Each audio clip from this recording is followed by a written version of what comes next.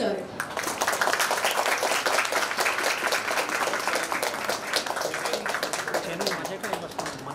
Shubha Swagatam, a very warm evening to one and all present here. It is indeed my honor to welcome all of you for today's Dr. V.N. Bedekar Memorial Lecture Series, where our topic for today is Artificial Intelligence, Challenges to Humanity and Law. And this comes with $1 million question that are we ready? Gone are those days where technology was used only for commercial purposes. Today, technology has become an inevitable part of all our lives, our courtrooms, our litigations as well. Today, AI is assisting judges and advocates to reduce their workload in the different stages of trial. But all this ease and comfort is definitely coming with certain challenges and concerns. Challenges like breach of privacy, breach of security, a constant fear of large-scale unemployment. Therefore, it is extremely important that we use this technology judiciously and ethically. To throw more light on this topic, today we have with us none other than internationally renowned, distinguished cybersecurity, cyber law, AI and data privacy expert, Advocate Dr. Prashant Tumali sir. Thank you, sir. We are extremely honored to have you with us today. Now let me please request Bendre sir to kindly felicitate our guest of honor today.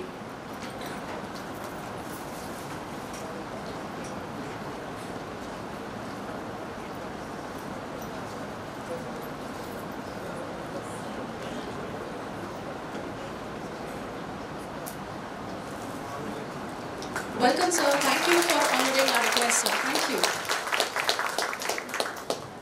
Now let me please Principal Madam, Dr. Srividya Jayakumar, to give her welcome address.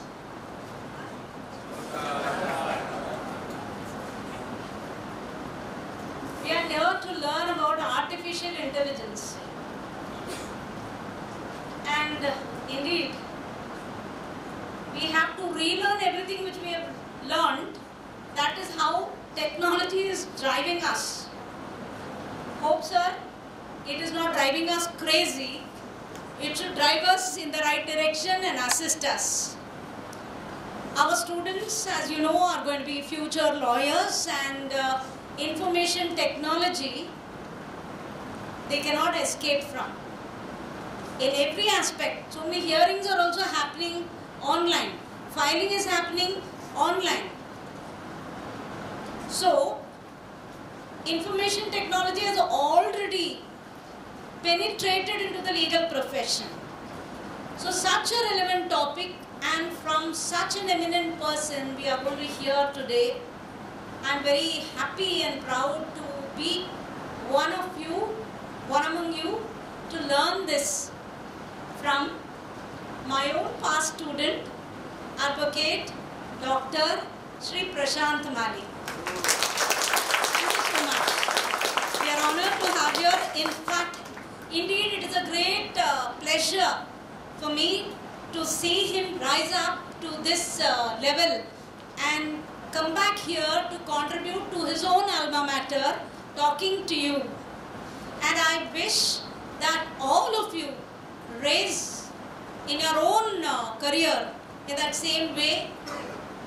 Let us see that we contribute immensely, properly to our society, and for that let us equip ourselves. We have with us Shri Bendre sir from Vidya Prasarak Mandal as representative of our beloved chairman Dr. Vijay Bedekar. Thank you, sir, for taking out your time and being here. In fact, sir is also thrilled to hear and learn about this topic. Learning never ends, right? The same is the case with me also. I am also so very excited, just like you, to hear him. Artificial intelligence, whether natural intelligence is enough, na, sir, to understand it. Hope so. Let us get completely involved and learn. Thank you very much for taking out your time and being here. Thank you. Thank you. Thank you for such a wonderful welcome address. Now let me quickly request the presence of Assistant Professor Yatin Pandit sir for introducing our guest today. So we all have gathered here today to delve into one of the most pressing and complex topics of our time. That is artificial intelligence.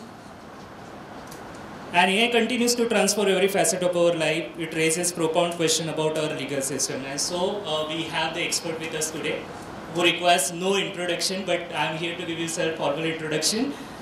Advocate Prashant Mali sir. He has been awarded as the best cyber and privacy lawyer at India Legal Awards and in past with Thane Gaurav Award in 2016.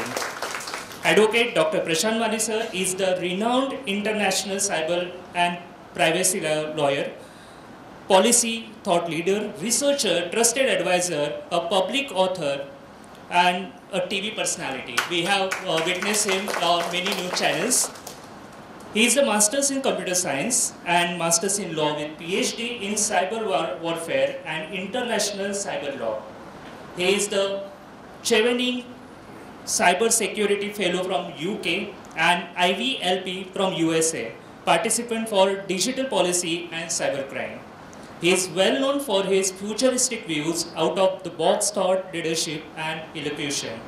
Apart from his law practice as a passion, he trains the international police, judges, bureaucrats, professors, corporate decision makers, and debates on various TV channels and online forums. His radically innovative and published views on many key issues are well appreciated and also under implementation by some government agencies that include proposal of having an online gaming regulator, having vernacular languages for the payment wallets and e-governance apps, having a different cyber cadre for police force with cyber spies, how to make India a cyber neutral country, Indian citizens to have right to be forgotten as a part of right to privacy, and having compulsory online dispute resolution for e-commerce companies. His recommendation to the IT Act 2000 amendments and the Data Protection Act are also implemented in the new amendments. He has many clients that include Fortune 500 companies, HNIs, celebrities, government agencies, whom he advises or represents in various courts and tribunals. He is also an author of 6 books and 16 research papers. One of his books is listed as official textbook for LLM, MTech, BE Computers and MBA course of SPPU, DU and none other than Mumbai University. He is also associated with many unlisted charity activities and cyber educational events to support the masses and people that are underprivileged. And last but not the least, he is an alumni of our own college. Sir, we all are eagerly waiting to listen to you. Please give him a big round of applause.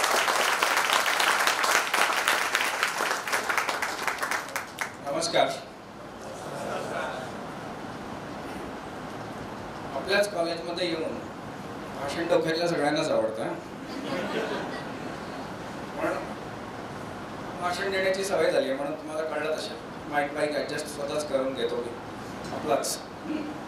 तर AI artificial intelligence ज्याच्याबद्दल आपण आता आज बोलणार आहोत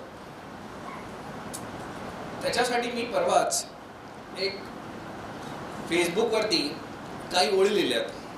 त्या ओळी वाचून आज आपण चालू करू. इंग्लिशमध्ये पण लिहिल्यात, लिंक्डइनवरती तुम्हाला तेच मिळेल. त्याचाच अनुवाद मी मराठीत करून फेसबुकवर टाकलाय. आता आपण AI काय काय करणार आहे, what is AI going to do for us, so many things. तर त्यामध्ये पण मला काय हवं आहे, म्हणजे what I want from AI. मला हवं आहे की AI माझे कपडे आणि भांडी धुवून देईल, बरं, ज्यामुळे मी शब्दांना आकार देऊ शकेन, त्यांना श्वास देऊ शकेन, त्यांना उंच उडू देईल. AI माझे विचार लिहू नये. AI shouldn't write my thoughts, which it is doing. माझ्यासाठी चित्र काढू नये. AI is making art, everybody knows, right? तर माझे हात मला आवडणाऱ्या गोष्टींसाठी मोकळे करून देईल. सो मला आर्ट करायचं आहे. हां, AI कपड्यांची घडी करून ठेवू दे, माझ्या कपड्यांची घडी करून ठेवून दे, भांडी स्वच्छ करू दे आणि मला कोणी न सांगितलेल्या कहाण्या पानावर लिहून दे, म्हणजे मला लिहू दे.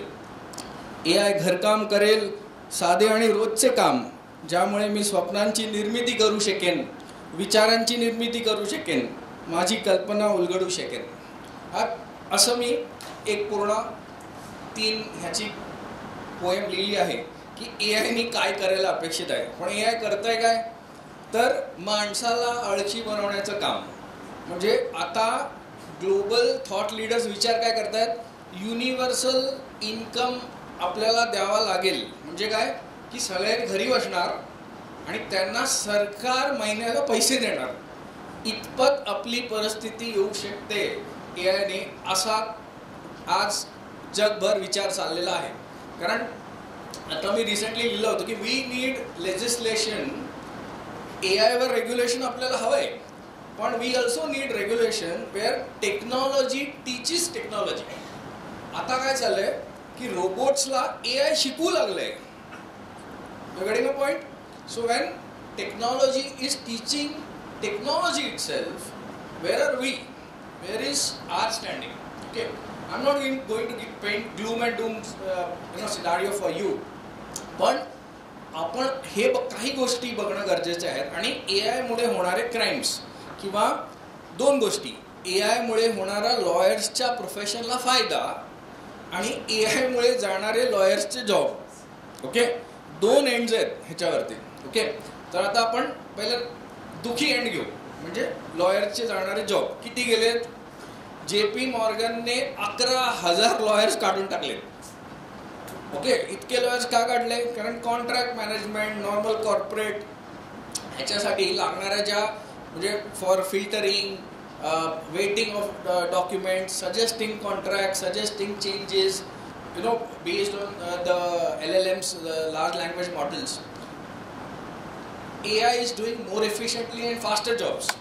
Okay, हे झालं AI losing jobs because repetitive jobs which AI can do faster than human being. But चांगलं कुठे आहे, AI simultaneously helps you in many things. आता माणूस पाहिजे, माणूस का पाहिजे, आता मी तुम्हाला उदाहरण देतो की आता मी एक AI बेस्ड रोबोट माझ्याकडे ठेवला. ओके, आणि त्याला मी काम दिलं की बाहेर जा आणि कॅन्टीनमधनं जाऊन मला कॉफी घेऊन ये. आता AI एवढंच, आता AIला ही इन्स्ट्रक्शन दिलं. आता समजा मी ह्या आपल्या स्टुडंटला इन्स्ट्रक्शन दिलं, बाहेर जा मला कॉफी घेऊन ये. AIचं काम एवढंच आहे जिंदगीमध्ये, त्या मुवमेंट पुरता एवढंच काम आहे त्याचं, हुक और क्रूक मला कॉफी आणणं. बरोबर. आता ह्याला तसं काम नसणार. हा जाताना रस्त्यात माणसं बघेल, गल्लीतनं जाईल, तिथे वेळ लागला तर थांबेल, तिथे कोणाला तरी रेस्पेक्ट करेल. कोण मागून जर तुला म्हणजे जर डिफरंटली एबल्ड पर्सन आला तर त्याच्यासाठी थांबेल.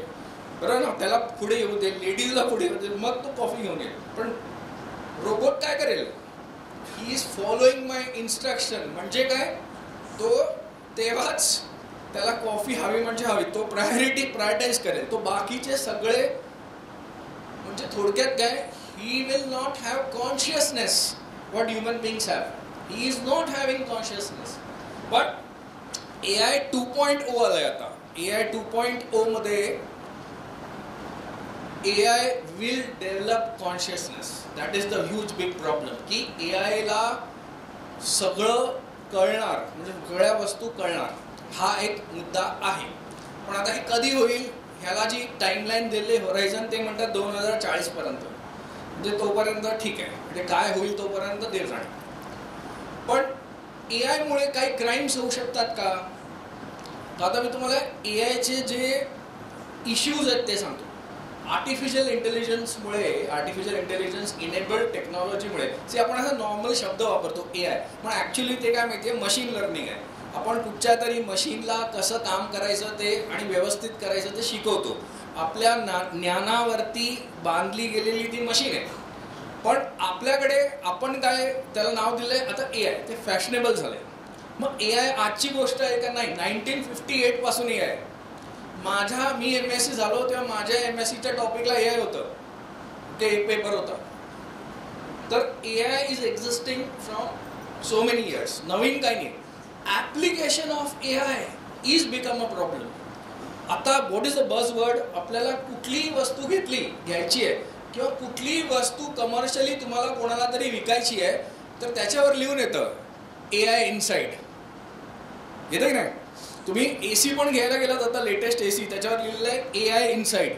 फ्रीज घ्यायला गेलात, त्याच्यावर लिहिलं आहे AI inside. Mobile AI enabled. All new phones are AI enabled mobile phones. तर थोड्या दिवसांनी छोट्या बेबीज येतील, त्याला पण डॉक्टर शिक्का मारून देईल AI इनेबल्ड. ओके, पण डॉक्टर विसरेल कदाचित की AIच्या पहिल्या आधी ह्युमन इंटेलिजन्स आहे ना, HI, तो ऑटोमॅटिक देवानेच दिला आहे आपल्याला. पण आपण आता AIच्या मागे आहोत. तर त्याला जनरल आर्टिफिशियल इंटेलिजन्स म्हणतात, ज्याला हॉरायझन 2050 आहे. म्हणजे आपल्यासारखा आर्टिफिशियल इंटेलिजन्स जेव्हा विचार करावा लागेल, आता तो करत नाही आहे. ओके, पण आता तो काय करतोय? छोट्या छोट्या गोष्टी करावी लागल्या, त्याच्यामुळे होणारे क्राईम्स पण आहेत. आणि हे कुठे वापरतात ह्याचं ॲप्लिकेशन सांगतो. ह्याचं ॲप्लिकेशन आहे ॲड टेक इंडस्ट्रीमध्ये, ॲडव्हर्टायझिंग आणि टेक्नॉलॉजी इंडस्ट्रीमध्ये. आणि ते किती खतरनाक आहे तर तुमचं प्रोफाइलिंग त्याच्यामुळे होतं आहे काय? प्रायव्हेसी व्हायोलेशन होत आहे, तुमच्या गोपनीयतेचा भंग होतो आहे. AI is antithesis to privacy. आज जर तुम्ही जगभरात बघाल तर आपल्याला काय हवे सगळ्यांना? प्रायव्हेसी.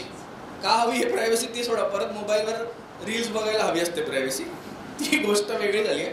पण प्रायव्हेसी सगळ्यांना हवी आहे. हा शब्द सगळ्यांच्या डोक्यात गेलेला आहे की प्रायव्हेसी हवी.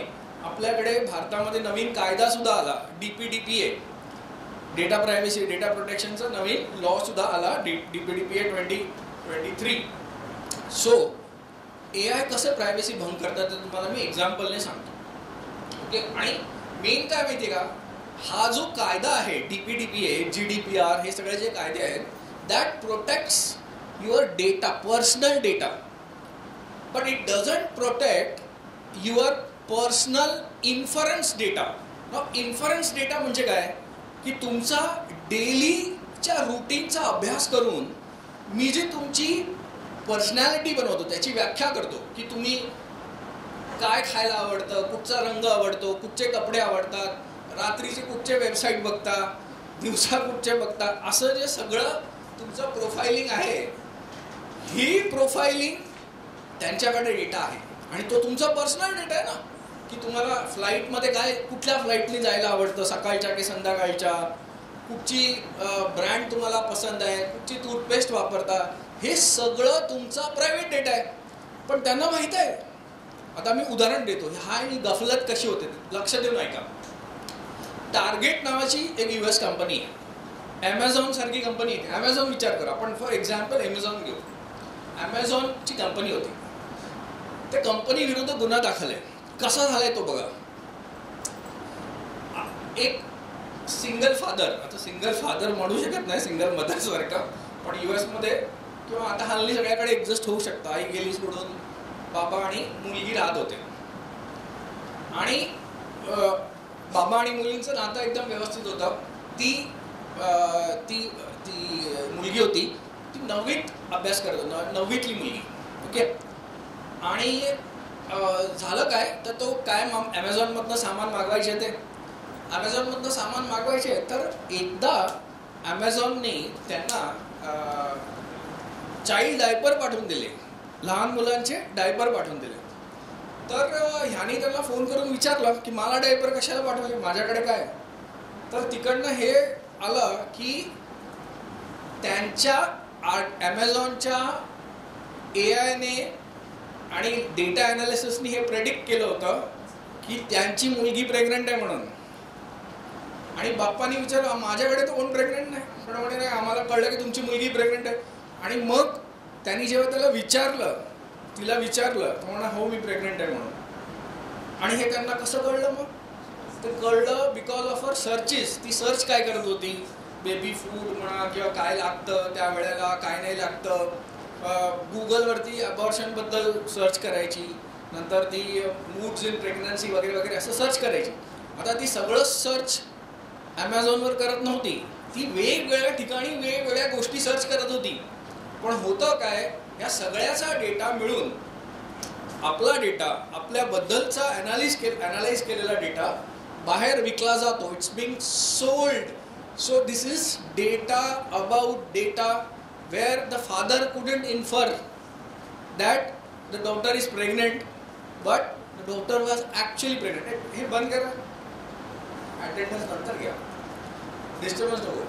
सो इन्फरन्स कोणी काढला? याने काढला. आता मी तुम्हाला ह्याचा ॲज अ स्टुडंट लाईफ तुम्हाला परिणाम सांगतो. ह्याचा परिणाम कुठे कुठे होतो? तुम्ही जर ॲज अ स्टुडंट तुमची प्रोफाइलिंग केली गेली आहे की तुम्ही एखाद्या लेफ्टिस्ट किंवा राईटिस्ट ग्रुपला जॉईन झाले आणि त्याच्याबद्दल तुम्ही काही लिहिताय, ह्याला शिव्या घालताय, त्याला शिव्या, मग कुठे कुठे घालणार तुम्ही शिव्या? फेसबुकवर, ट्विटरवरती, लिंक्डइनवर, अशा वेगवेगळ्या ठिकाणी जाऊन जर तुम्ही कोणाला शिव्या घालताय किंवा वाईट लिहिताय किंवा काही अभद्र लिहिताय तर तुमची पर्सनॅलिटी आणि प्रोफाईल आज घडीला उपलब्ध आहे. मग तुम्ही why should you be worried about this? You should be worried because this is shared with the visa department of various countries. This is shared with foreign universities when they come for admissions. It is shared with HR department. So I'll tell you कसं share करतात ते. असं share नाही करत की हा अनिल शर्मा नावाचा माणूस आहे, हा मुलगा स्टुडंट आहे किंवा जॉब रिक्रूट एम्प्लॉई आहे प्रॉस्पेक्टिव्ह आणि याला हा नाद आहे, असं शेअर नाही करत ते. असं शेअर करताना पॉईंट सिस्टम दिलेले आहे की कॅरेक्टरला किती पॉईंट, ओके, सर्फिंगला किती पॉईंट, मग नेचरला किती पॉईंट, रीडिंग्सला म्हणजे हाऊस मोस्ट काय, याची हॉबी काय, रीड किती पॉईंट. तुम्हाला मी सांगू का, गुगलला माहिती आहे तुम्ही किती झोपताय ते आणि कधी झोपता. ओके, पुढचं बोललं नाही पाहिजे कुठे झोपता ते माहीत असतं. कारण तुम्ही जिओ लोकेशन तुमच्या गुगलवरती ॲप चालू ठेवून सगळ्याकडे फिरत असतात. त्याच्यामुळे आपल्याला आता मी बोलतोय काय हे गुगल ऐकतंय मला. ओके, मी अगदी कॉन्फिडेंट तुम्हालाही सांगू शकतो, तुम्ही घरात तुमच्या भावाशी, मामाशी, आईशी, पप्पाशी, कोणाशी बोला आणि गुगल तुम्हाला त्या ॲड्स दाखवायला सुरुवात करतो किंवा त्या न्यूज दाखवायला सुरुवात करतो. That means Google is actually see problem आजकाल ना तुम्हाला सांगतो, प्रायव्हसी व्हायोलेशन ड्युरिंग AI एजमध्ये हा नाही राहिला की गुगल आपल्याला बघतंय, हा राहिला आहे की गुगल बघतंय आणि त्यावरनं माझं ॲनालिसिस करतंय. एआयचा फायदा कुठे होतो? डॉक्टर की पेशा आहे ना हा निम्मे कमी होणार. कारण AI doctor is so effective more than doctors. कारण AI 2.0 is able to read your facial expression, it is able to hear your voice tones. त्यामुळे जर तुम्ही चालू केलं तर तो समोर AIचे जी हे बनला आहे AI डॉक्टर, तो तुम्हाला ऐकतोय, बघतोय आणि मग ॲनालाइज करून तुम्हाला माहीत नसेल की डिप्रेशन आलंय तुम्हाला, पण तो सांगतो तुम्हाला की तुम्हाला डिप्रेशन आलंय. ओके, आणि त्याचा LLM वापरून हे पण सांगतो तो की कधीपासून आलंय. मजेची गोष्ट ही आहे की जर तुम्ही पैसे भरलेत तर तो हे पण सांगू शकतो की कोणामुळे आलंय. ओके, तर तुम्हाला माहितीच आहे तुमची कारणं कशामुळे डिप्रेशन येतात तुम्हाला.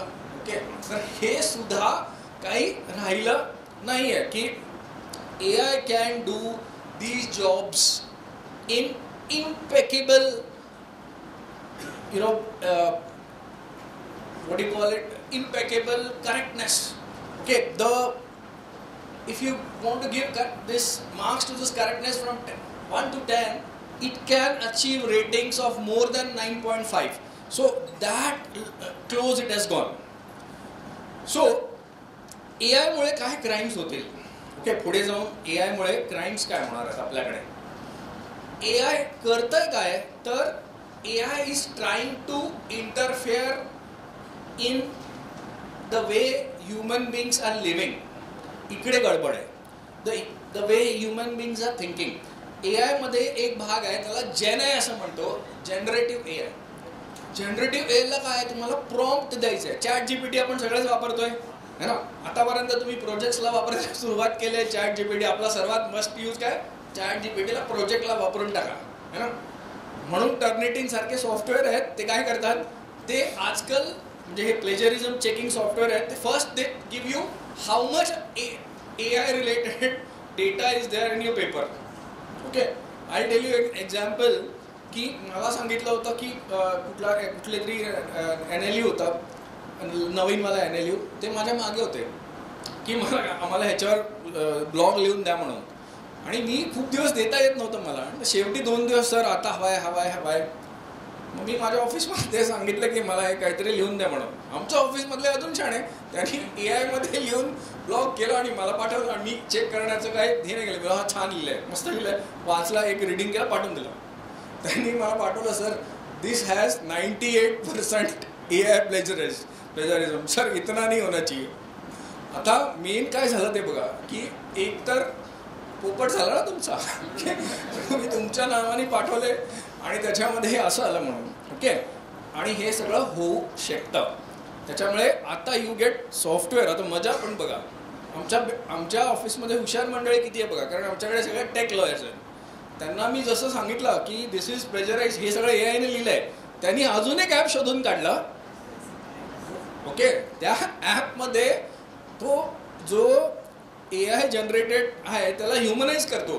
तर त्यांनी ते ह्युमनाइज करून दिलं मला. पण आता ह्युमनाइज केल्याने काय होतं, तिकडे तुम्हाला मी AIची गफलत सांगतो की when you humanise an AI generated content, the references and the continuity of the story of the article is diminished. ती व्हॅल्यू निघून जातं. नंतर मी वाचलं, मी हे काय ग्रामर नाही, ह्याला हात नाही, पाय नाही, हे कसं पाठवत मला. मग शेवटी मला त्याला सांगून 2 दिवस अजून घेऊन बसून रात्रीचं, कारण आता नावावरती आलतं ना, नाही तर. आणि AIकडे बघितलं पण नाही मी, बघायचं पण नाही असं. ओके, सो ही कोणावरही नामुष्की येऊ शकते जेव्हा आपण एक्सटेन्सिव्ह यूज ऑफ AI करतो. So you have to be very careful using AI because nowadays a lot of AI detection tools are easily available. काय करायचं आहे मला, तुम्ही दिलेला पॅरा Ctrl+A Ctrl+C आणि आपल्या त्या AIच्या डिटेक्शन टूलवर Ctrl+V करायचं आहे. हां, म्हणजे आपल्या 3 नॅशनल कीज आहेत, माहिती आहे ना, भारताला आवडणारे 3 national keys, Ctrl+A Ctrl+C Ctrl+V, है ना. बच्चा कंप्यूटर बाद में सीखता है, पहले ये सीख लेते हैं. और ये क्या है, this is data theft as per the IT act. Ctrl+A Ctrl+C Ctrl+V. हां, म्हणजे काय, थोक के भाव में चोरी, डेटा की चोरी. पण आपण काय करतो, आपला नॅशनल कीज आहेत वापरा, कुठूनही डेटा. त्याला एक शब्द आहे, scraping of data from cyber space और फ्रॉम वेबसाईट. स्क्रेपिंग, आपण खरवडून सगळा डेटा आपल्याकडे घेतो. AIने पण हेच केलं आहे. निम्म्य काही AI मॉडेल्स आहेत, ते they have learned by scraping data from the various websites. Scraping म्हणजे तिथनं डेटा जमा केला आहे आणि ते शिकलेत. आता सगळ्याकडे भांडणं काय चालले, भली त्यांनी स्क्रेप केला आहे, म्हणजे तुमचा माझा पब्लिकली अवेलेबल डेटा घेऊन त्यांनी ते शिकले माझ्याबद्दल. आणि आता इन्फ्लुएन्स ड्रॉ करत आहे की हा सायको आहे, हा ह्याला इन्सोमनिया आहे, हा काही, म्हणजे दिस आर इन्फ्लुएन्सेस ड्रॉ ना, की हा इन्सोमनिया, झोपत नाही, किंवा हा ह्याला डिप्रेशन आहे, ह्याला सायको आहे, हा प्लेजराइज करतो, काही इन्फ्लुएन्स होऊ शकतो. पण how, see when he was accessing publicly available data from publicly available websites, technically he was not committing breach of privacy.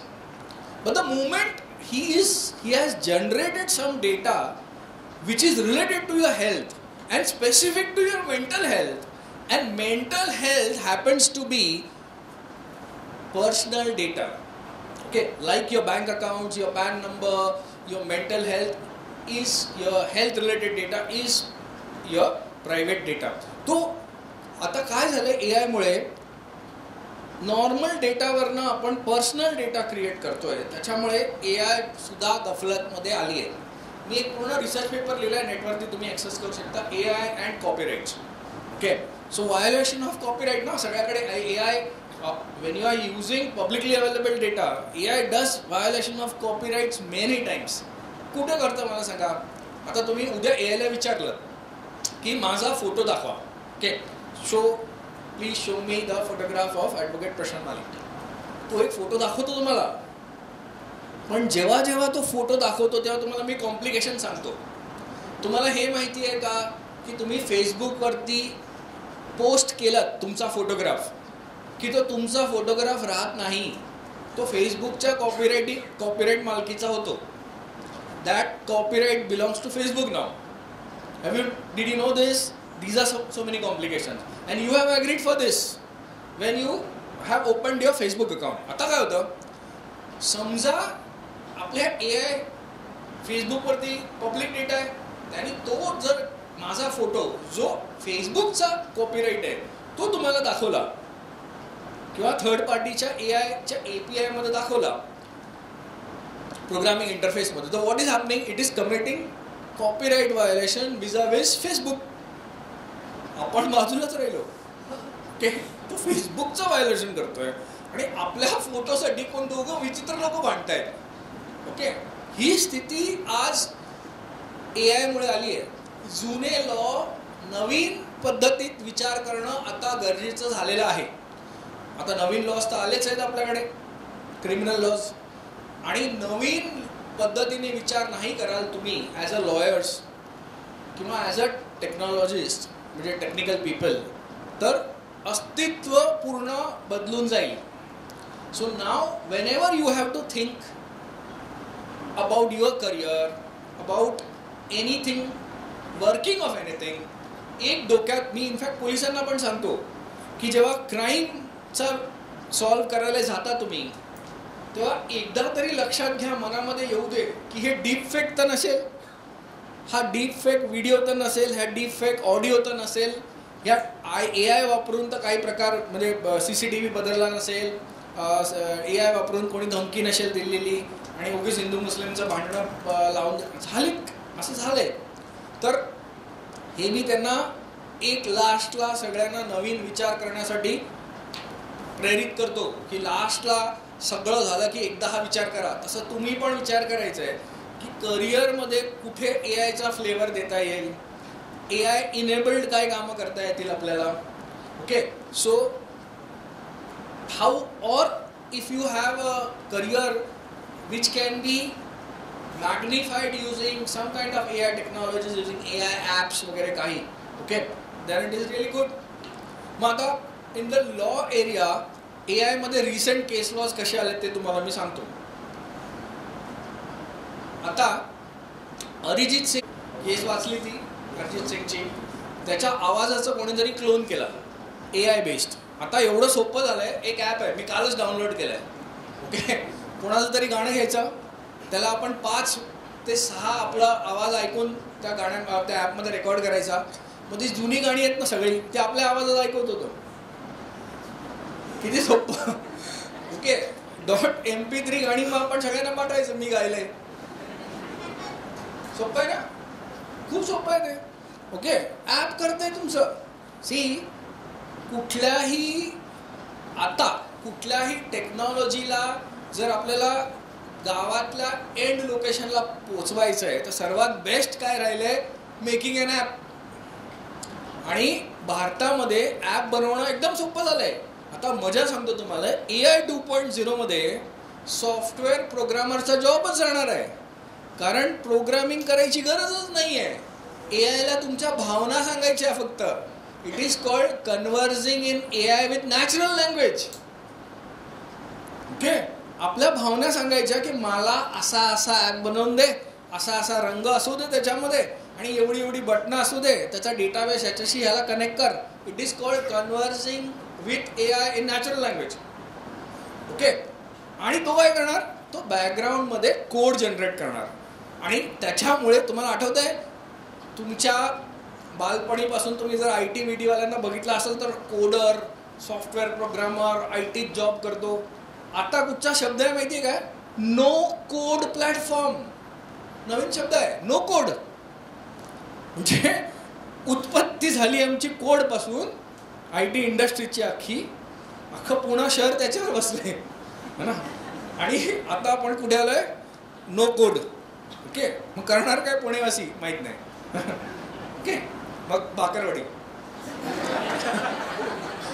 तर आपण कोडवरनं नो कोडची जी जर्नी आहे आपली आली आहे ती आपण कुठून AI मुळे आली आहे न AI 2.0 आता आपल्याला नो कोड प्लॅटफॉर्मकडे घेऊन चाललाय. फक्त नॅचरल लँग्वेजमध्ये आपण त्यांना आपल्याला सांगायचं आणि त्या नॅचरल लँग्वेजमध्ये सांगण्यासाठी एक शब्द वापरतो त्याला आपण असं मस्त नाव दिलं प्रॉम्प्ट इंजिनिअरिंग. म्हणजे त्याला काय हवंय ते सांगण्यासाठी पण एक नाव दिलं. IT मध्ये ही मजा असते, प्रत्येकाला एक नाव असतं. ओके, सो त्याला दिलंय नाव प्रॉम्प्ट इंजिनिअरिंग. पुस्तकं मिळायला लागलेत, यूट्यूब इन्फ्लुएन्सर्स तयार झालेत, इंस्टाग्राम इन्फ्लुएन्सर काय शिकवतात तुम्हाला प्रॉम्प्ट कसा द्यायचा. ओके, तर मला ते प्रॉम्प्ट कसा द्यायचा म्हणजे आपल्याला तुम्हाला जर माहीतच नाही तुम्हाला काय हवंय तर तुम्ही कसले माणूस, पण ते पण शिकवतो. म्हणजे एवढं आळशी बनवायचं. म्हणजे मला ते आठवतं आमच्या लोखंडवाल्यामध्ये सकाळी एक म्हणजे आम्ही वॉक करायला जातो, तिथे एक कोच येतो. तो काय म्हणतो माहिती स्वतःला, मी वॉकिंग कोच आहे. तो काय शिकवतो माहिती आहे, चालायचं कसं आणि त्याचे गिरायक आहेत. ठीक आहे, हे तर हाईट आहे ना की he teaches you how to walk आणि त्याला पण क्लायंट आहेत. म्हणजे ऑब्व्हियसली त्या क्लास ऑफ लोकांमध्ये आमच्या तिकडे कशालाही क्लायंट असतात ना.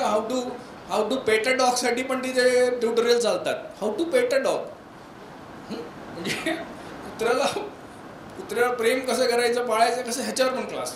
ओके, त्याच्यासाठी पण कदाचित AI येईल. You never know.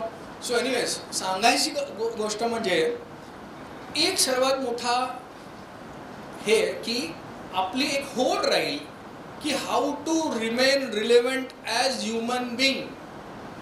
मग त्यासाठी काय करावं लागेल, परत ह्युमॅनिटीजचे जे अभ्यासक्रम आहे आपला तो करावा लागेल. Art, science, how to think, lateral thinking, thought process, this becomes very very very important.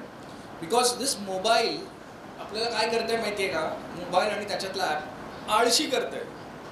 आळशी म्हणजे एक तर आपण त्याच्यात कायम हरवलेले असतो आणि जर AI इज डिलिव्हर्ड वाया मोबाईल ॲप, जस्ट इमॅजिन. आता तुम्ही म्हणाल, आता तुम्हाला सगळ्यांच्या डोक्यात हे असेल की मी तुम्हाला अमेरिकेतली गोष्ट सांगतोय. नाही, इंडिया इज इन AI. आजची न्यूज आहे, वाचा तुम्ही जाऊन खोलून. मी सांगतोय शब्दनिशा की India is in AI. After US, China, there is India. आपण इतके जवळ आहोत. तुम्हाला सगळ्यात मजेची गोष्ट सांगतो की ही NVIDIAची चिपबद्दल तुम्ही ऐकलं का? सगळ्या गेमर्स लोकांनी ऐकलं असं. NVIDIA चिप्स ची डिझाईन भारतातच झालेली. भारतामध्ये मॅन्युफॅक्चरिंग नाही आहे वस्तूंचं, पण डिझायनिंग इकडेच चालतं. सगळ्यांचे डिझायनिंग हब, GCC म्हणजे ग्लोबल कॅपॅसिटी जे हब्स आहेत ते सगळे इकडेच आहेत. डिझाईन इकडेच करतात, R&D सेंटर इकडेच, कारण स्वस्त आहे इकडे. सो भारत AI मध्ये लीड करेल, चांगल्या ठिकाणी लीड केलं तर ठीक आहे. आपल्याकडे काय होतं, कुठलीही टेक्नॉलॉजी आली, हा एक कोणीतरी सांगितलेला सिद्धांत आहे की good technology is always use for the first time by a bad person. Okay, और for a bad reason. Okay, जशी ती न्यूक्लिअर बॉम्ब काय केला त्यांनी, जाऊन फोडलं, लोकांना मारलं पहिलं. न्यूक्लिअर टेक्नॉलॉजी आली तशी. ओके, तसंच आता AI आल्यामुळे तुम्हाला मी सांगतो.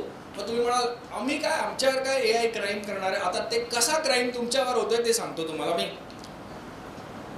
तुम्हाला माहिती आहे सगळ्यांना, तुम्हाला कधीतरी ऑड मेल बॉक्समध्ये मेसेज येतात ना नायजेरियन लोकांकडनं की तुम्ही लॉटरी जिंकली आहे, तुम्हाला पैसे रिफंड देतो, ही जॉब बघा.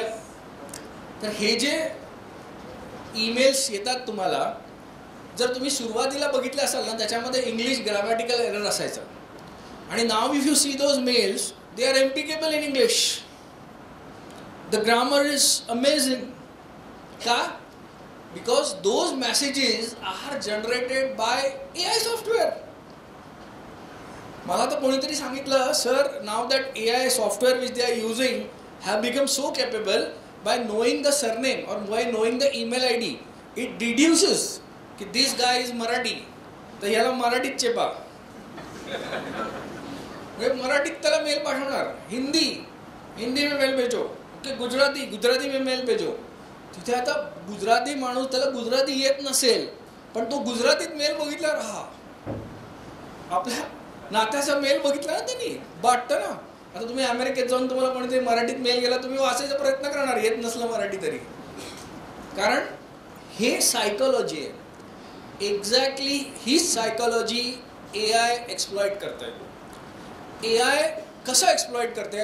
तुम्ही ऐकलं असाल की मला कॉल आला आणि मला त्यांनी APK फाईल दिली आणि मी ती APK डाउनलोड केली आणि माझ्या बँकेतनं 4 लाख गेले, 3 लाख गेले, 5 लाख गेले.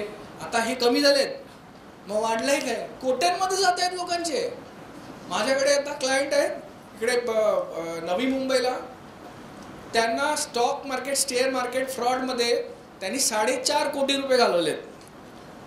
आता मजा जेव्हा ते दोघी आजी आजोबा माझ्याकडे आले होते अंधेरीला नवी मुंबईवरनं, तर त्यांना मी विचारलं, मग तुम्ही करता काय? म्हणा आम्ही रिटायर्ड आहोत. कुठून रिटायर्ड झालं? ती मॅडम आजी म्हणाली, मी RBI मधनं. मला तुम्ही युनियन बँकेत आणि शेअर मार्केटमध्ये 4.5 कोटी रुपये घालवले.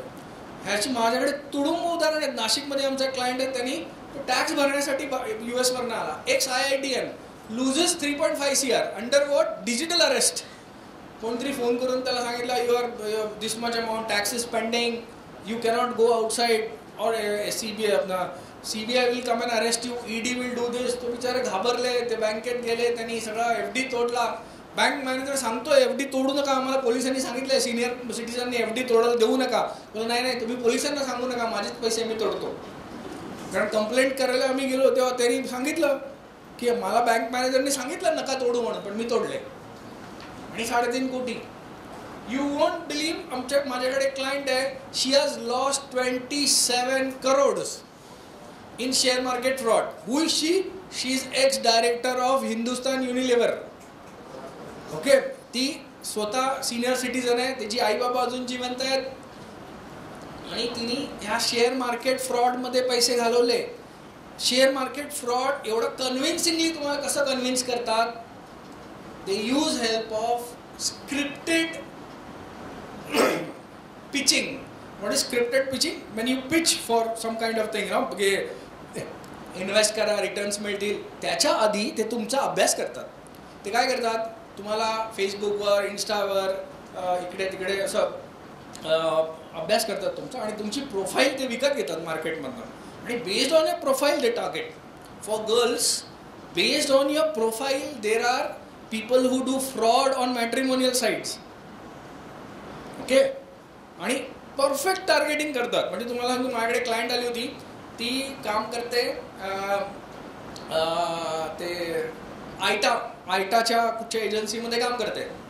आता आयटा फ्लाईंग म्हणजे ह्याच्या इंडस्ट्रीमध्ये त्यांचा हे कोण असणार मला सांगा? त्यांचा स्वप्नातला राजकुमार पायलट, बरोबर ना? कारण ती तिथे काम करते ना.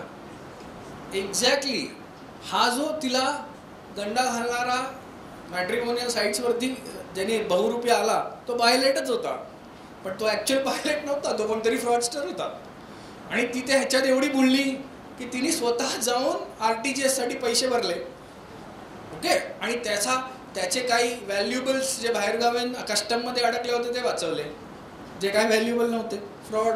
Okay, this tricks are being played on you using AI scripting of your personality, of your profile. So you are being already profiled.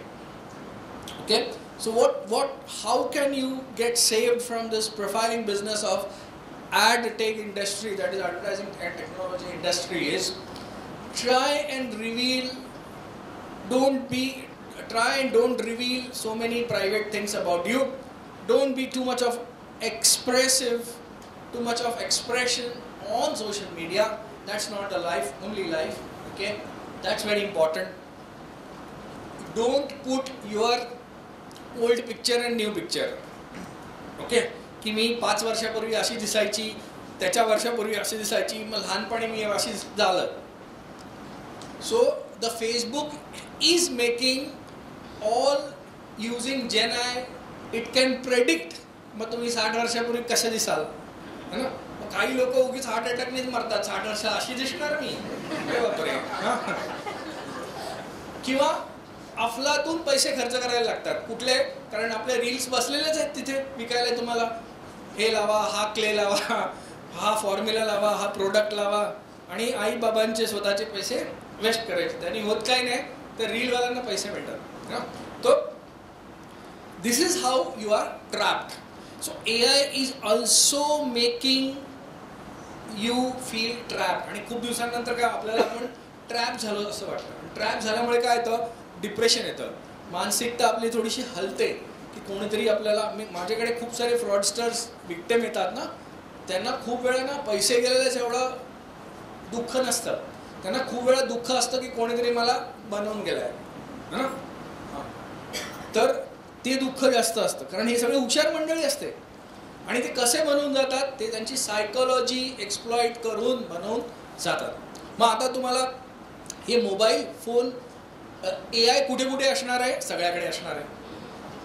Problem इकडे आहे, तुम्हाला सांगतो की एलन मस्कने एक चिप बनवली आहे आणि ती चिप एका माणसाच्या डोक्यात फिट केली आहे. आता दुसऱ्या माणसाच्या डोक्यात पण त्यांनी फिट केली. नाव माहिती आहे का? Neuralink chip. न्यूरालिंक चिप बनवली आहे ती AI इनेबल्ड चिप आहे. ती काय करतं? ती डोक्यात बसवली आहे. It can interface with the computer using that chip. Now he has started learning French, that person, and is going to appear for a French exam. You know, in how much time? In 20 days. हे असं काहीतरी. आणि हे Neuralink chip आता दुसऱ्या माणसाला लावली, तो अजून 10 माणसांना हे करणार आहे. म्हणजे AI and human being are, you know, amalgamating. That's the issue. So आपल्याला खूप वेळा हे कळणार नाही की हा माणूस खरा आहे की हा फेक आहे. Knowing that becomes so difficult की ते आज घडीला आपण ह्या सिनारिओवरती आलोय. आता AI इनेबल्ड क्राईम्स, मी तुम्हाला उदाहरण सांगितलं. AI इनेबल्ड क्राईम्स आहे ते, म्हणजे फ्रॉड करणं, स्क्रिप्ट लिहिणं, तुमची सायकोलॉजी काढणं, म्हणजे पर्सनॅलिटी काढणं, त्याला मार्किंग देणं, टार्गेटेड फ्रॉड करणं. Targeted fraud is very dangerous because that person is knowing that you are in inebriated stage. म्हणजे पिऊन या दिवशी आहेत. कसं काढतात माहिती? खूप सोपं आहे. तुम्ही लास्ट 2 वर्षी तुम्ही कुठच्या तरी मित्राच्या पार्टीला ह्या क्लबमध्ये जाताना फोटो टाकलाय ना? टाकला असेल है ना? आणि तिथे कसं हातात दारू किंवा डान्स करताय किंवा तो बारच असेल, त्याच्यामुळे कॉन्टेक्स्टल इन्फ्लुएन्स होतो ना की बारमध्ये जाऊन दारूच प्यायलाय म्हणून. ओके, आता 3रं वर्ष आहे. रात्रीचे 11 वाजलेत, तुम्ही फोटो एक सुद्धा नाही टाकलाय, पण AIला माहिती आहे कुठे आहात तुम्ही प्यायलाय. This is a good time to call you. Sir बँकेतनं बोलतोय, तुमचं कार्ड ब्लॉक झालंय. See now the frauds are reversed. उलटा फ्रॉड करतात ते की ते सांगतात तुमचं कार्ड ब्लॉक झालंय, कार्ड अनब्लॉक करायला मी तुम्हाला एक APK फाईल पाठवतो, .apk फाईल. ती तुम्ही मोबाईलवर डाउनलोड करा आणि जसा ती डाउनलोड कराल तुमच्या मोबाईलचा ताबा ते घेतात आणि मग तुम्हाला येणारे जे मेसेजेस असतात ते त्यांना मिळतात. तुम्हाला जे बँक डिटेल्स असतात, कारण तुम्ही आपण एकदम हुशार लोक असतो ना, आपल्या मोबाईलच्या जिथे मोबाईल फोन नंबर स्टोअर करतो तिकडे पिन नंबर असतो, तिथे आपला पॅन नंबर असतो, तिथे आपला आधार नंबर असतो, तिथे आपले पासवर्ड्स असतात है ना. काही एकदम हुशार मंडळी नोटपॅडमध्ये सेव्ह करून ठेवतात. नोटपॅड जो तुमच्या मोबाईलमध्ये असतं, नोट्स घेण्याचं आहे त्याच्यात सेव्ह केलेलं असतं सगळे पासवर्ड. मग ते त्यांना काय, मोबाईल तुमचा घ्यायचा आहे आणि जेव्हा तुम्ही बँकेकडे मागायला जाता की आम्हाला तर OTP आलंच नाही हो, तुम्हाला OTP आलाय माहीत नाही आहे. ओके, का तुमच्या मोबाईलचा कंट्रोल त्याच्याकडे होता, तो दिला कोणी? तुम्हीच. ही जेव्हा गफलत होते ना की आम्ही इतके हुशार आणि आम्ही आमच्याच हाताने सगळं देऊन टाकलं, तिथे येतं डिप्रेशन, स्ट्रेस. हा मोठा प्रॉब्लेम आहे. त्यामुळे there is a different science which has evolved around AI and cyber psychology. Okay, how AI can affect the psychological related issue. But that's a different day time to speak. But you need to be aware because you're using phones, what data can actually exfiltrate from your mobile phones, from your computers. Every time the data, अशी तुम्हाला गफलत सांगतो कशी होऊ शकते ती. आता lower परेलमध्ये एक सोसायटी आहे, थोडा सिरियस झालं तुम्ही एकदम म्हणून जरा मजा म्हणून सांगतोय, केस आहे, केस रिअल लाईफ. लोअर परेलमध्ये एक सोसायटी आहे, ती प्रगत नवीन बिल्डिंग आहे. तर त्या नवीन बिल्डिंगमध्ये लिफ्ट पण नवीन असणार. गेलाय ना मॉलमध्ये गेलाय, नवीन मॉलमध्ये कसं असतात, असं बटन दाबून उभं राहायचं साईडला कुठल्या तरी, पुढची लिफ्ट जवळची येते ती दिसते, मग आपण जाऊन तिथे उभं राहून त्या लिफ्टमध्ये चढायचं. हे झालं, तिथे पण AI टाकलेला असतो की कुठची लिफ्ट पटकन येऊ शकते, तर ती कॅल्क्युलेट करून वगैरे. त्याच्या आतमध्ये पण एक AI वाला सिस्टम असतो. तो म्हणजे कुठचा माहिती आहे, त्या बिल्डिंगमध्ये असा होता, कॅमेरा होता, CCTV camera with face recognition software. आता आपल्याला सुविधाच द्यायच्या ना. सुविधा काय होती, आतमध्ये तुम्ही चढलात त्या लिफ्टमध्ये, once you enter in the lift will greet you with your name. तर हे उदाहरण तुम्हाला देतोय. हे मिस्टर शर्मा होते, ते 8व्या मजल्यावर राहायचे. तर जसं ते एंट्री मारायचे ते बोला, लिफ्ट बोलायचे, mister Sharma welcome to the बिल्डिंगचं नाव, ओके, आणि let me take you to the 8th floor. झालं, बस लिफ्टमध्ये एंट्री झालो, 8व्या मजल्यावर उतरायचं. ठीक आहे. आता होतं काय, त्या मिस्टर शर्माचं 10व्या मजल्यावरती अफेअर होतं एक.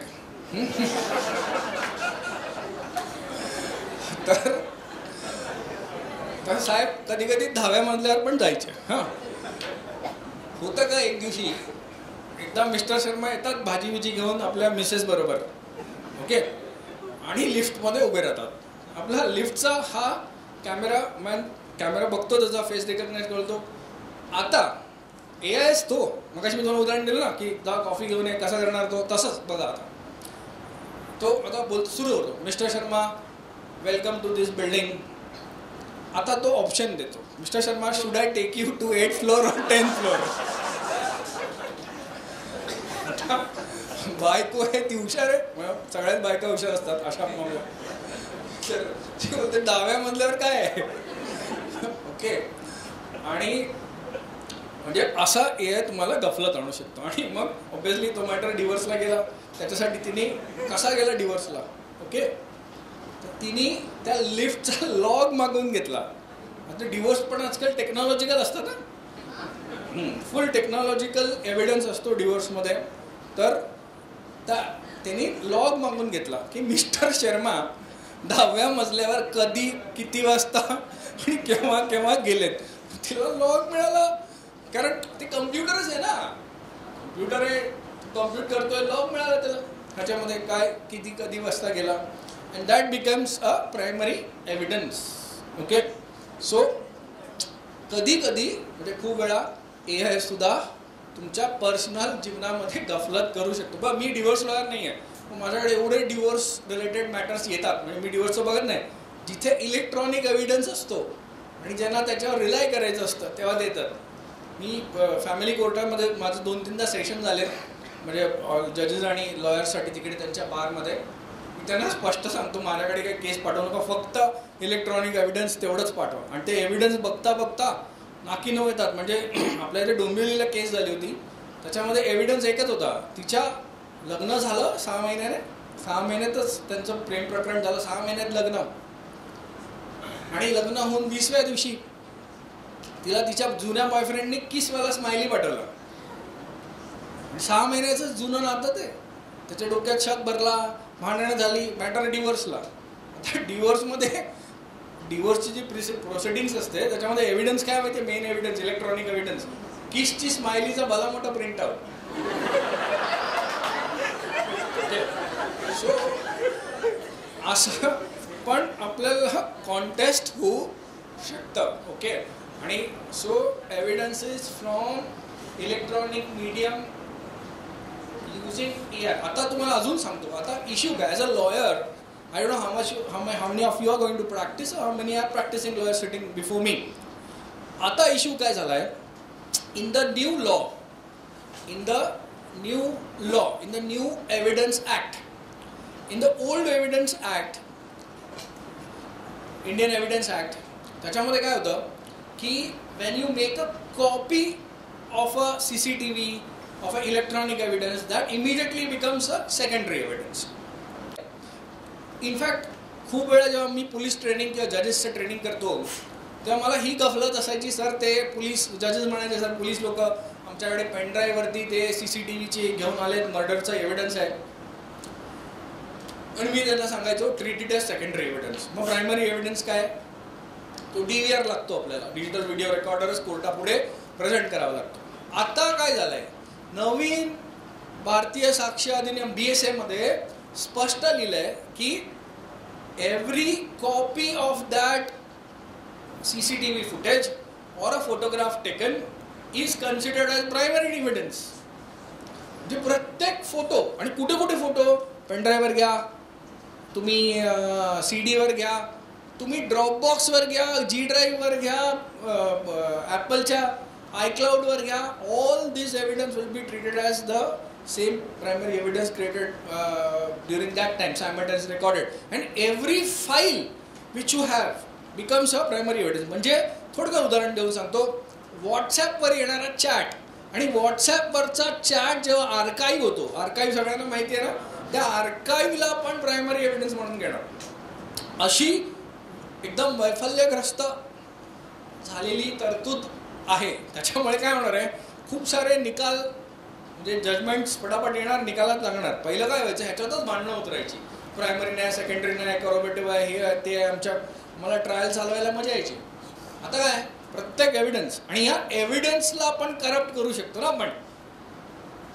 We can use AI also to corrupt this evidence. So now you have to be doubly sure, because clients can put you in problem. Clients एकदम कॉन्फिडेंटली येऊन सांगू शकतात हाच माझा एव्हिडन्स आहे, आणि नंतर काय फोरेन्सिक करून कळेल की दिस इज मॅनिप्युलेशन ऑफ एव्हिडन्स. मग क्लायंट पण केला आणि तुम्ही पण, जर तुम्ही व्हेरीफाय केलं असेल, बिफोर मी केलं असेल, असं काय केलं असेल तर. म्हणून be sure the law in our country is helping technology. Cyber crime आणि इलेक्ट्रॉनिक एव्हिडन्ससाठी आणि जो नवीन येणाऱ्या टेक्नॉलॉजीसाठी the law is completely modified. Now if you see की the whole BSA was modified according to so many cyber crimes happening. आता AI आणि क्राईम्सबद्दल सांगतो, खूप जण तुम्ही वाचता पेपरमध्ये, काही पत्रकार लिहितात की आपल्याकडे सिस्टम नाही, पोलीस नाही, असं नाही आहे. आता मी तुम्हाला फक्त टू अश्योर यू की आपल्याकडे किती मोठी रचना आहे. महाराष्ट्रामध्ये 52 सायबर पोलीस स्टेशन्स आहेत. महाराष्ट्र बाजूला टाका. मुंबईमध्ये 5 आहेत, north west east south central cyber police stations. प्रत्येक police station of Maharashtra has 1 cyber officer. Okay, inspector सबच्या रँकचा तो एक ऑफिसर असतो. इतकी तरतूद आज आपल्याकडे आहे. तर हे जे आपण राईट ऑफ करतो ना की आपण काय करत नाही, स्टेट काय करत नाही वगैरे, असं नाही आहे. दुसरा what narrative you have is की कोर्ट आणि जजेसला काही कळत नाही, असं पण नाही आहे. प्रत्येक जज who is sitting on the dais as of now in Maharashtra across the country, minimum 1 to 2 trainings he has received on cyber crime and electronic evidence. किती पण सिनियर असो, ज्युनियर लोकांना तर कळतंच, पण सिनियर लोकांना सुद्धा ह्याचं ट्रेनिंग झालेलं आहे. कुठे होतं ट्रेनिंग यांचं? महाराष्ट्र ज्युडिशियल अकॅडमी आहे, नॅशनल ज्युडिशियल अकॅडमी आहे, there various judicial academies in different states. तिकडे त्यांचे ट्रेनिंग्स होतात, कोर्टात ट्रेनिंग होतात, त्यांचे ऑनलाईन ट्रेनिंग होतात. सुप्रीम कोर्टची कमिटी आहे. सुप्रीम कोर्टाने स्वतः AI इनिशिएटिव्ह घेतलेला आहे. आपल्या गाईडलाईन्स आहेत AI वरती, सुप्रीम कोर्टाच्या वेबसाईटवर जाऊन वाचा. ओके, तर आपण AI बेस्ड खूप साऱ्या गोष्टी करतोय. AI introducing AI in legal education, introducing AI in legal as a profession is a thrust. Now आपला जो CGI आहे राईट नाव, ऑनरेबल CGI आहेत, त्यांचा पूर्णपणे AI वरचा स्वतःचा अध्ययन आणि अभ्यास आहे. मजा काय, आता आपल्या हायकोर्टात सुप्रीम कोर्टामध्ये बॉम्बेचं आपलं वर्चस्व आहे, मुंबईचं, त्याच्यामुळे थॉट प्रोसेस आहे तिकडे आपला technological oriented. Okay, so you can say that we in law profession also are very much enriched with AI. Both ways. AI in aiding the lawyers on law profession, okay, and AI being used as a tool of law. दोन वेगळ्या प्रकार आहे. Okay, one which aids your law as a profession, one which acts as a tool for legal. म्हणजे काय use होणार मला सांगा. मी जे कंटिन्युअसली माझ्या वेगवेगळ्या TV कार्यक्रमात पण सांगत असतो ते म्हणजे ODI, जे online dispute resolution, ODR. Online dispute रेझोल्युशनमध्ये जर मी AI प्लॅटफॉर्म बसवला म्हणजे काय, ऑनलाईन पद्धतीत मला जर कोणाला न्याय द्यायचा आहे, आपल्याला माहिती आहे न्याय कसा देतात तो, त्याचे सेट रूल्स आहेत. म्हणजे प्लीडिंग्स, रिप्लायज, हिअरिंग्स, ओके, एव्हिडन्स, आणि मग आर्ग्युमेंट्स आणि मग जजमेंट. म्हणजे आपलं सेट प्रोसिजर वरच्यावर मी सांगितलं तुम्हाला.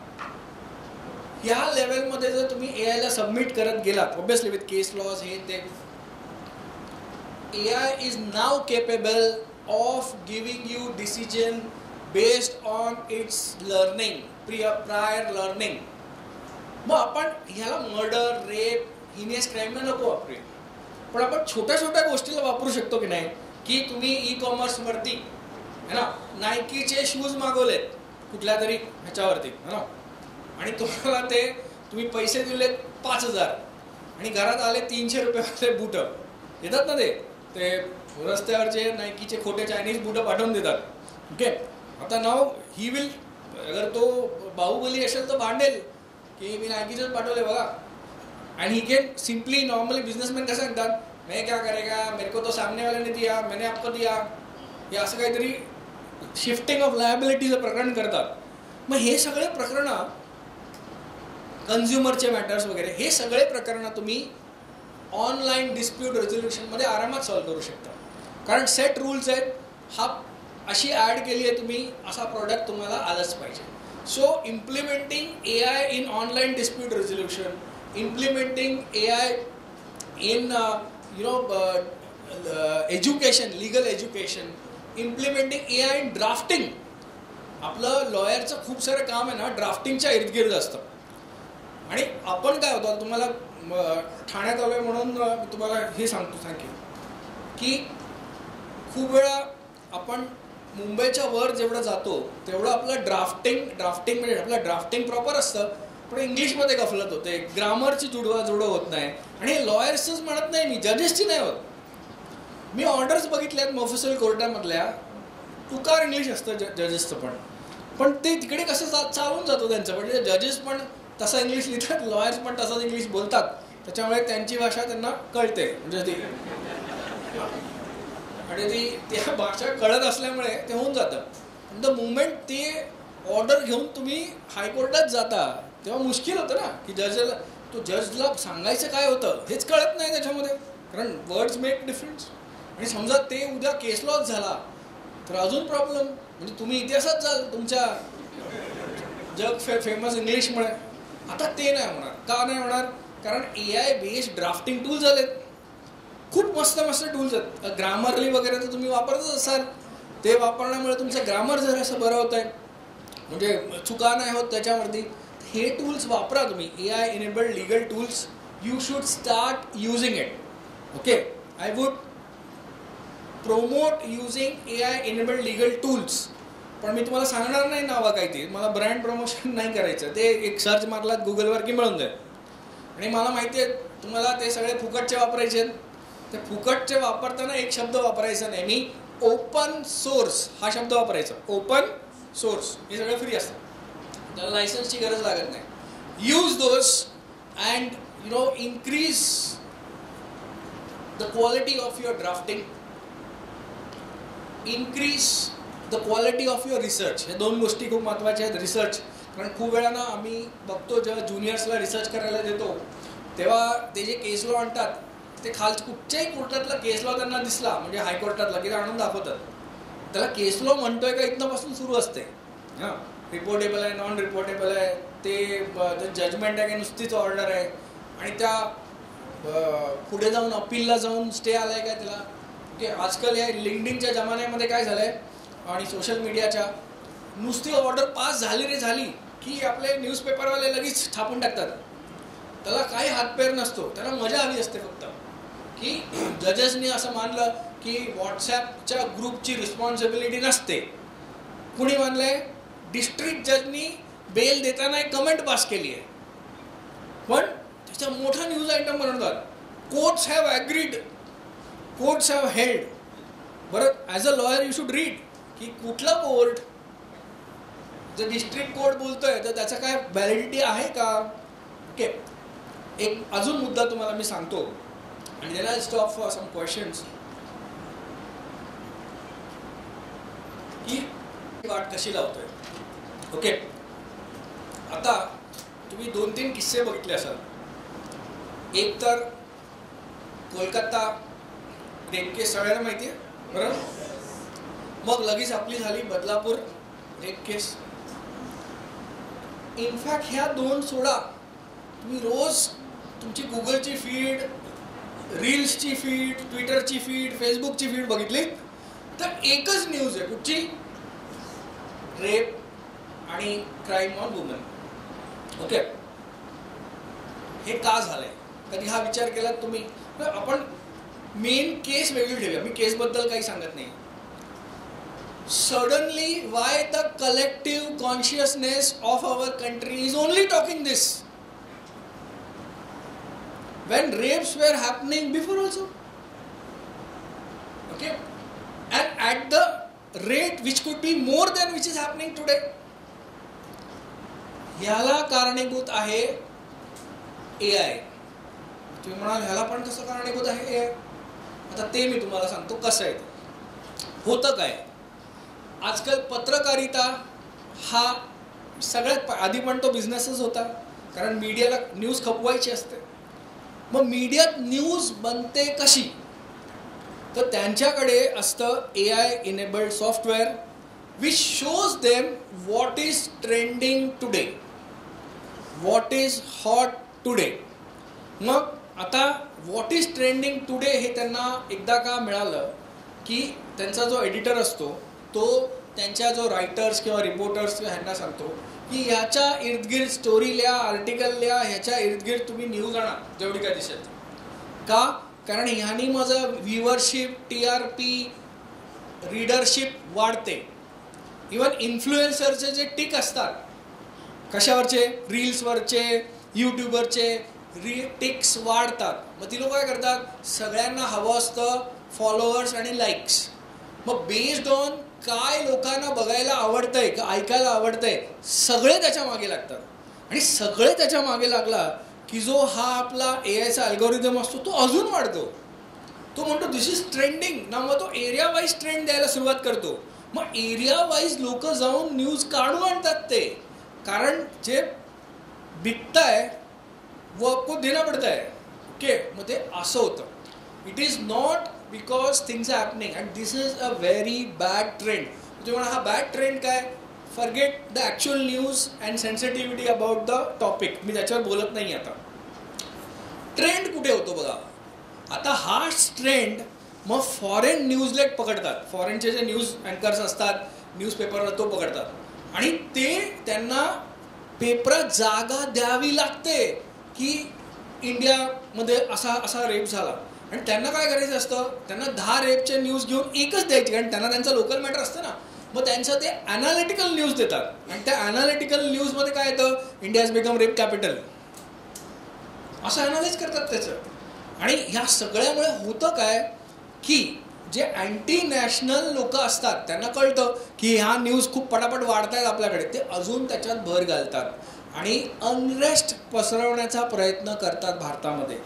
हे सगळं तुम्ही बघितलं असाल. कलकत्त्यात काय झालं? अनरेस्ट. बदलापूरमध्ये काय झालं? अनरेस्ट. हे सगळ्यामुळे काय होतं? सगळ्यांच्या मनामध्ये पण अनरेस्ट निर्माण करता येतो. आणि हे कोण करतंय? टेक्नॉलॉजीला आज घडीला करतंय. आणि ती कशी करतात? कॉन्स्टंटली तेच तुमच्यावर बिंबवून करतोय मी. आता मी तुम्हाला एक केस देतो. मी तुम्हाला सगळ्यांना ॲज अ सॅम्पल पॉप्युलेशन येऊरच्या जंगलात घेऊन जातो. पुढच्या 20 दिवस तिकडे ठेवतो, बिना मोबाईल फोन, बिना न्यूज. ओके, चांगलं योगा करा, मेडिटेशन करा, चांगलं खायला घालतो, जे पाहिजे ते प्यायला पण देईन, पाणी. तर हे सगळं करून तुम्हाला जर मी 20 दिवस काहीच न्यूज नाही दिले ह्याच्यावरनं, विल यू गेट ॲजिटेटेड? तुम्हाला ते ॲजिटेशन येणार आहे का? नाही. किंवा मी फिल्टर लावतो तुमच्या मोबाईलमध्ये, ह्या 2 न्यूज तुमच्याकडे आल्याच नाही पाहिजे, 2 फिल्टर, ह्या रीलच नाही आल्या पाहिजेत. Will you get agitated? Message still there, okay, पण त्या लेवलचं ॲजिटेशन नाही होणार. किंवा I want to become more human, what I will do is I will give you one or other news of the same matter. दिवसातनं एकदा वाचायला देतो मी, एक न्यूज वाचा, yet you will not get agitated. But 7, 6, 8 times every time you are scrolling a reel, scrolling a LinkedIn, scrolling a WhatsApp message, scrolling a WhatsApp group, looking at status, जर तेच येत असेल, आणि होतं काय माहिती का, बिकॉज हे कन्झ्युम होत आहे, actors, influencers, they jump in it, आणि ते आपला स्टेटस आणि हे ठेवायला लागतं, त्यांना कुठेतरी लेफ्ट आउट, फोमो वाटायला लागतं ना, fear of missing out, that's a big problem. And FOMO and AI are causing biggest unrest. So, you as a human being, now today is my last appeal for this great session lecture would be, आता माझं last हे लिहिलेलं आहे की what is your ultimate goal? My ultimate goal is to become human being. Good नाही, ते good and bad समोरच्या, it depends upon your perspective. Human being. What are we trying to lose now is our humanity. सगळं आहोत आपण, okay. तर माणूस बनण्यासाठी काय हवंय आणि माणूस कसं बनता येईल, जर तुम्ही ह्याच्यावर आता उलटा विचार करायला सुरुवात केला तर तुम्ही AIच्या युगात सुद्धा तग धरू शकाल. कारण शेवटी माणसाला माणसावरच प्रेम होतं, AIवर नाही. झालं तरी ते क्षणिक असतं, माणसाला माणूसच हवं असतो. तर जेवढं तुम्ही ह्युमन राहण्याचा प्रयत्न कराल तेवढंच तुम्ही जास्तीत जास्त कामयाब व्हाल. माझ्याकडे ज्युनियर्स येतात तेव्हा आय डोंट टीच देम और I don't influence them on how to become a good lawyer. It is very important to become a good, rather important to become a human being. If you become a human being you become a good lawyer, good speaker, good father, good citizen, सगळं good होत जातं. म्हणजे माणूस आणि AI वापरून तुमची humanities वाढवा, वाचन करून, इम्प्लिमेंट करून, ना की तुम्ही आपल्याला सीमित करा त्याच्यामध्ये. So let AI aid and help you to progress in your career and your life and not to depress you into the corners of your mind where you're sitting and mourning. Okay, so be happy, be cyber safe and be successful. Thank you very much. Thank you.